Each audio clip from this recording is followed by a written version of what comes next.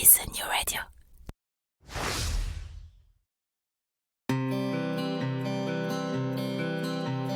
Cela fait partie des choses qu'on n'explique pas. Bien que n'y ayant le plus souvent jamais mis le moindre pied, le Québec nous attire. Et peut-être que c'est votre cas. Peut-être même que, comme des milliers de Français chaque année, vous envisagez sérieusement d'aller y poser vos valises pour quelques mois, pour quelques années, pour toujours, qui sait. Mais si en avoir envie est la condition première pour réussir votre expatriation, c'est aussi, et de loin, la plus facile.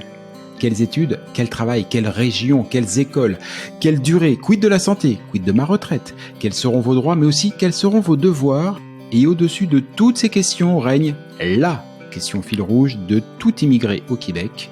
Comment obtenir le permis de séjour dont j'ai besoin? Et puis d'abord, lequel est-ce?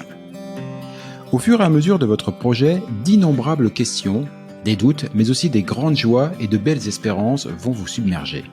Alors, à l'image de ce que Christelle Colling et ses équipes font au quotidien au sein de l'organisme, ce podcast est justement là pour vous aider, pour vous guider, pour vous informer, parce qu'ensemble, on partage le même objectif, Objectif Québec.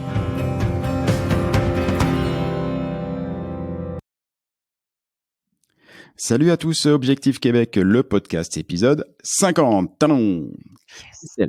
Christelle, Yes. il faut que je t'avoue quelque chose. Ah, c'est grave. J'ai failli m'ennuyer. Ah bon? Rends-toi compte, c'est 2 épisodes qu'on n'a pas parlé d'une nouveauté au sein de l'écosystème Objectif Québec. Je suis en manque, moi.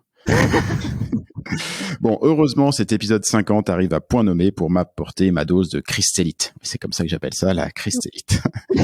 Au tout début de cette série de podcasts, nous avions parlé de l'opportunité de faire un voyage exploratoire pour tous ceux qui envisagent d'immigrer au Québec. Alors, je ne sais pas si c'est de là qu'est partie l'idée de marketer une offre dédiée et de l'intégrer au parcours des aspirants, des expats de la communauté. Peut-être, peut-être, mais pas sûr. Ce qui est sûr, c'est que désormais, et c'est ce dont on va parler aujourd'hui, vous avez l'assurance de réussir ce voyage exploratoire parce que Objectif Québec s'occupe de tout. On a déjà entendu ta voix, mais je te le dis pour de vrai. Salut Christelle. Salut Jean-Michel. Le voyage exploratoire, la nouvelle idée qui sort de ce cerveau de Christellite condensé dont je vous ai parlé. C'est quoi ça donc? Ah bah oui, on en a déjà parlé du voyage exploratoire, mais Oui, mais pas sous la même forme. Ouais, tu as raison. C'était les conseils, c'était en gros si vous avez envie de faire un petit voyage exploratoire, quels sont les bons conseils, les bonnes pratiques, faites-le bien. Voilà. Faites-le bien. Voilà. Bah, je sais pas si tu trouves que les gens le font pas bien, mais en tout cas, tu as décidé de les aider à le faire mieux. Exactement. T'as tout résumé. Merci Jean-Michel. Au revoir. Merci, au revoir. C'était l'épisode le plus court de cette série de podcasts. Bon. Oui, non, c'est ça. C'est-à-dire que on s'est rendu compte de dire oui, bah c'est bien d'en parler ou de dire faites-le bien, mais est-ce qu'on donnerait pas le cadre de comment le faire et pourquoi on n'accompagnerait pas, puisque on a quand même des experts au Québec et dans l'équipe des Québécois, donc par définition qui connaissent très très bien leur territoire. Et on s'est dit, proposons 2 formules de ce voyage exploratoire, toujours sous la même idée de départ, c'est-à-dire c'est pas on n'est pas une agence de voyage, hein, vous l'avez compris. Quoique je pourrais peut-être m'y mettre. La 75e filiale d'Objectif Québec, c'est Objectif Québec Tourisme. Mais non, oui, je pourrais, il y aurait de quoi faire aussi. Mais non, l'idée, c'est de bien rester axé sur ce qu'on évoquait sur le voyage exploratoire, c'est-à-dire on est dans une démarche potentielle d'aller s'expatrier au Québec, d'accord? Donc, on est plus au voyage où on va en famille se promener et puis on découvre le Québec. Ça, c'est bien, vous l'avez fait avant, sans moi. On a 2 formules. On a dans le voyage exploratoire, les voyages exploratoires purs et durs de celui-là. Puis on en a un qui est un peu plus souple, qui est le voyage découverte. C'est-à-dire que voyage découverte, le premier, c'est j'ai un projet d'aller au Québec, je voudrais y aller, mais je sais pas, je le connais pas assez, donc je voudrais qu'on m'aide un petit peu à découvrir le Québec, mais pas que sous l'aspect voyage, c'est-à-dire on va travailler avec le candidat, avec la famille, à se dire c'est quoi déjà, vous vivez où en France, c'est quoi, qu'est-ce que vous voulez une grande ville, vous voulez une plus petite ville, vous voulez vraiment une région. Et là on va faire l'entonnoir pour essayer de faire découvrir dans ce voyage découverte, un écosystème au Québec qui va correspondre déjà à quelque chose qui intéresse les Français dans leur vision. Donc il y a ce voyage découverte où on va appréhender, puis on va commencer à apprendre les petites choses du Québec à l'intérieur de ce voyage, et on va être plus efficace sur ces 6-8 jours de voyage. C'est assez simple, mais c'est une première approche pour commencer à bien faire les choses. Le voyage après exploratoire, généralement, il se fait plus dans la dernière année, c'est-à-dire que ça y est, on sait déjà un petit peu le projet en lui-même, c'est-à-dire est-ce que je vais partir sur une reconversion professionnelle, est-ce que je fais des études, est-ce que je vais partir en emploi? On le sait. Par définition, il y a de grandes chances qu'on sache déjà un peu plus. Oui, on sait vraiment, ça sera peut-être à Québec, à Lévis, au Saguenay que je veux partir, ça c'est précis. Ou peut-être que j'hésite encore entre deux. Mais c'est déjà plus précis. Et là, dans ce voyage exploratoire, nous, on va vraiment le construire avec le candidat en évaluant ses besoins. Qu'est-ce que tu veux faire pendant ce voyage? C'est quoi tes envies? C'est quoi? Derrière, on va s'attacher à le challenger aussi, parce qu'entre ses envies de français et ce qu'il a en tête et ce qu'on peut lui apporter pendant 6-8 jours, on va essayer d'attacher les ficelles pour que ça soit quelque chose de très professionnel. Et de ça, on va construire, suivant le temps vu ensemble, mais généralement ça va être assez court quand même, sur 6-8 jours, voire peut-être faire, je sais pas, le candidat se forme dans un centre de formation, on va peut-être lui organiser le fait qu'il soit élève d'un jour dans le centre de formation pour qu'il découvre son centre de formation parce qu'il sait dans quel centre il va. Eh bien, visitons le centre et va t'imprégner, va voir un petit peu les professeurs. On va organiser cette partie-là. T'es avancé, tu sais dans quelle région, on va peut-être te faire rencontrer le professionnel avec qui tu vas travailler pour rechercher ton logement. On va peut-être réussir à te faire partager notre réseau pour te faire rencontrer une entreprise parce que ton conjoint a peut-être potentiellement l'opportunité de travailler sur une entreprise du territoire. On va organiser une session de travail. Donc, tu vois, ça va être vraiment, là, pour le coup, une semaine, 8 jours, peu importe, sur vraiment, on va organiser la semaine découpée avec des rencontres de professionnels sur un projet qui est déjà au début, mais vraiment déjà qui commence à être avancé, puis on sait qu'on va partir dans un an. Donc nous, on va s'attacher à regarder les besoins, à rétablir là aussi un petit peu la vérité, puis des fois la proportion de ce que les uns et les autres ont envie. Et on va donner une map très claire de oui, vous allez arriver à Québec. Demain matin, vous avez rendez-vous à 9h avec tel centre. L'après-midi à tel endroit avec tel professionnel. Le lendemain avec un ambassadeur d'Objectif Québec pour avoir peut-être quelque chose de plus facile, plus ludique de comment on vit au Québec. Enfin, tu vois, on va construire cette partie-là. Donc, c'est la nouveauté, c'est-à-dire que là aussi, ça va permettre de gagner du temps pour la famille qui a vraiment son projet de partir, qui va être beaucoup plus efficace, puis qui va revenir en se disant, ok, on a checké pas mal de choses. On peut les faire de France, mais là, on a checké, on a avancé sur notre recherche de logement. On en sait plus sur le centre de formation. On a, je sais pas, peut-être rencontré la banque dans laquelle on allait.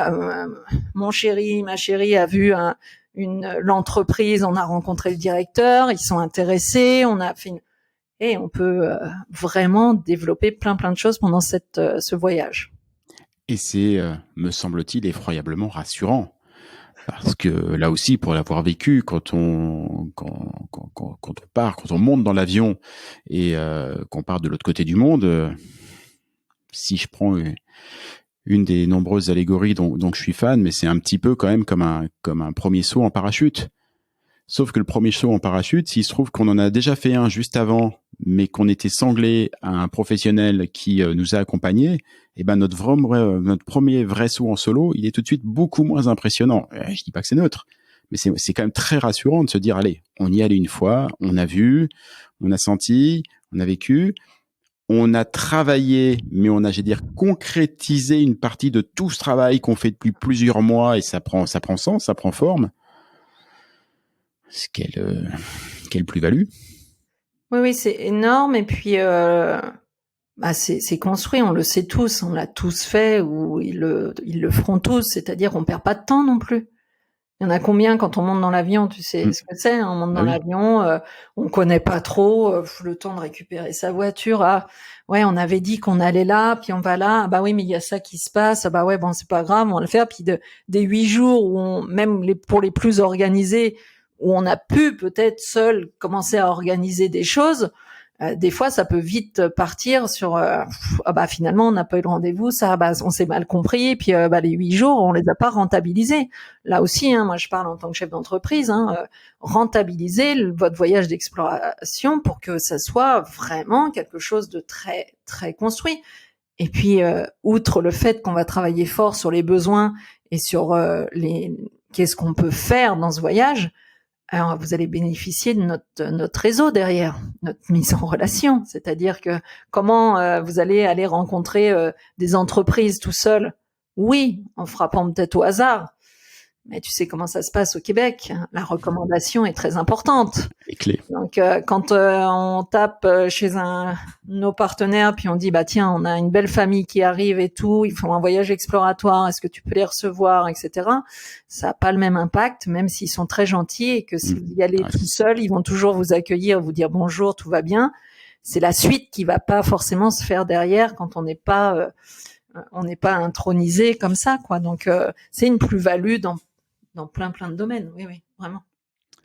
Donc, si j'ai bien compris, on est sur quelque chose de très personnalisé, oui, en fonction des besoins de chacun. J'allais dire maintenant une question très pratique, mais combien au sens combien de personnes tu peux faire partir comme ça? Comment ça s'organise? Parce que tout ce travail de préparation, on a l'équipe. Ouais, on a l'équipe pour ça. On a déjà commencé. Hein. Il y a toujours une première rencontre qui se fait avec une ou deux personnes de l'équipe d'Objectif Québec pour évaluer les besoins, savoir si on est bien sur plus un voyage découverte ou un voyage vraiment de travail profond, la cohérence. Donc ça, c'est la première rencontre. Ensuite, il y en a une deuxième pour présenter le plan de match et puis savoir si tout le monde est content avec ça, puis si ça va. Et puis après, les personnes vont partir avec un beau book avec par jour, avec les noms et tout. Enfin, c'est un beau livret de support pour suivre. Ils vont être en lien avec une personne s'il y a besoin 24 heures sur 24. C'est-à-dire que, oups, on ne sait pas comment on fait, on est bloqué là au Québec. Alors, on fait pas assistance, hein, on ne vient pas, mais assistance téléphonique, si, par un Québécois ou par une Québécoise. Je trouve que c'est là aussi une plus-value quand on sait pas, ou si on a un déboire, ou si, oups, là, on savait pas. Bah là, on a quelqu'un, on peut téléphoner, en tout cas. Donc ça, c'est important. De rencontrer à un moment donné une personne de l'équipe ou un ambassadeur d'Objectif Québec sur place. Voilà, ça aussi, tu en parlais, ça fait partie des choses rassurantes de se dire, dans le parcours, on est capable d'en parler, de dégrossir les choses, de dire ce qu'on a vu, de poser les questions. Et puis après, il y aura un débrief au retour, de savoir cette semaine-là comment elle s'est passée, c'est quoi, qu'est-ce qu'il en est sorti, comment ça s'est, est-ce qu'il y a des choses à ajuster justement sur le projet initial, est-ce que ça a renforcé, donc oui, c'est une belle plus-value sur ces services-là.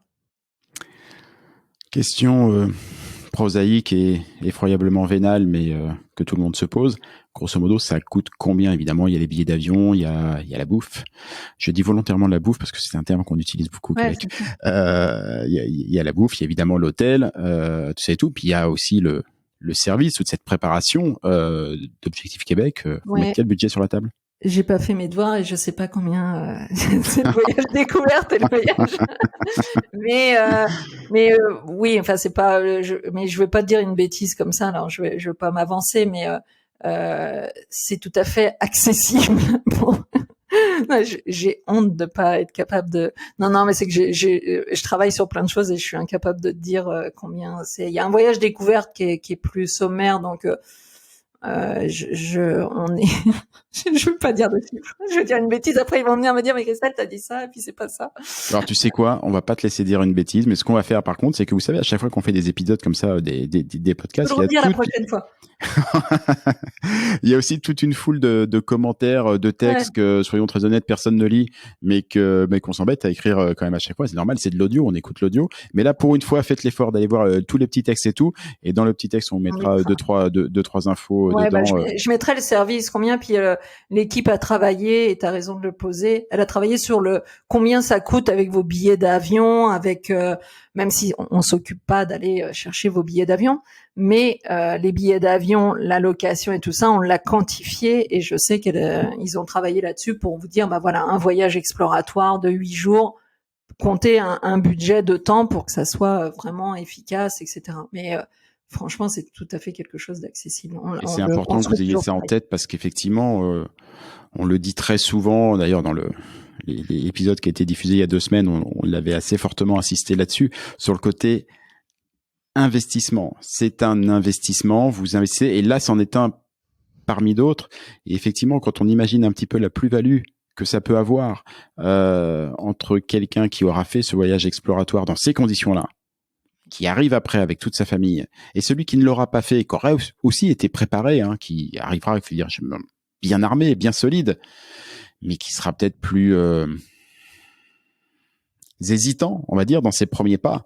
La différence, elle est colossale. Donc c'est un investissement. Faut le prévoir aussi, comme tu le dis souvent. Voilà, être leader de son projet, mais ça en fait partie. Oui, puis c'est pour ça que je dis les voyages exploratoires se font. Faites-le à 2, quoi. C'est pas.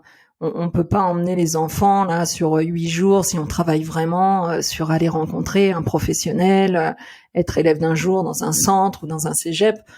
Justement, là, optimiser, laisser les enfants pendant une semaine aux grands-parents en France, et puis faites-vous un voyage que tous les 2. Puis déjà, on limite aussi les coûts pour bien réussir, quoi.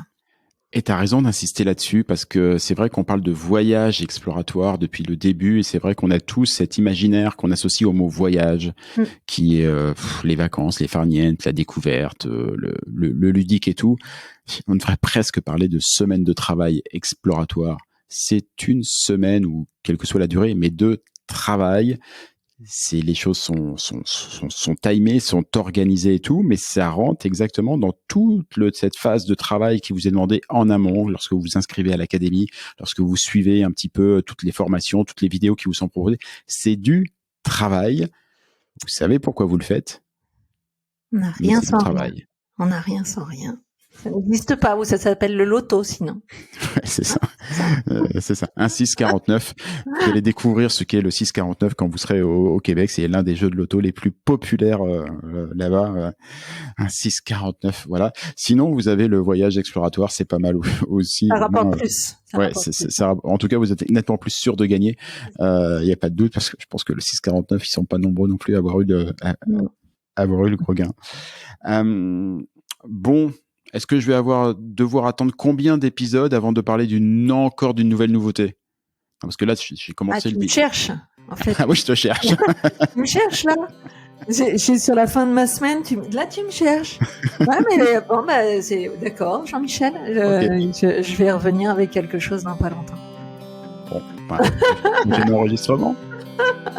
À bientôt, Christelle. Merci, bye bye. Ciao.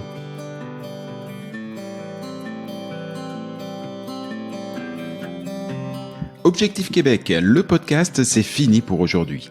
Si vous y avez appris des choses, si vous avez toujours envie d'immigrer au Québec, et si vous êtes vraiment motivé, je ne saurais trop vous conseiller de prendre contact avec Objectif Québec. Avec leurs événements, leurs documents, leurs partenaires et tous les différents programmes d'accompagnement à la carte, Christelle et ses équipes vous faciliteront grandement la vie et vous proposeront tous les outils pour réussir votre rêve de vivre au Québec. Rendez-vous pour cela sur le site de objectifquebec.ca, objectif au singulier, Québec, tout ça en un seul mot.ca. Et donnez-lui une bonne note, ça fait plaisir à Apple et Google. Et puis nous, on va vous dire, on n'est pas fâchés. Rendez-vous sur un prochain épisode, et d'ici là, comme on dit au Québec, à tantôt!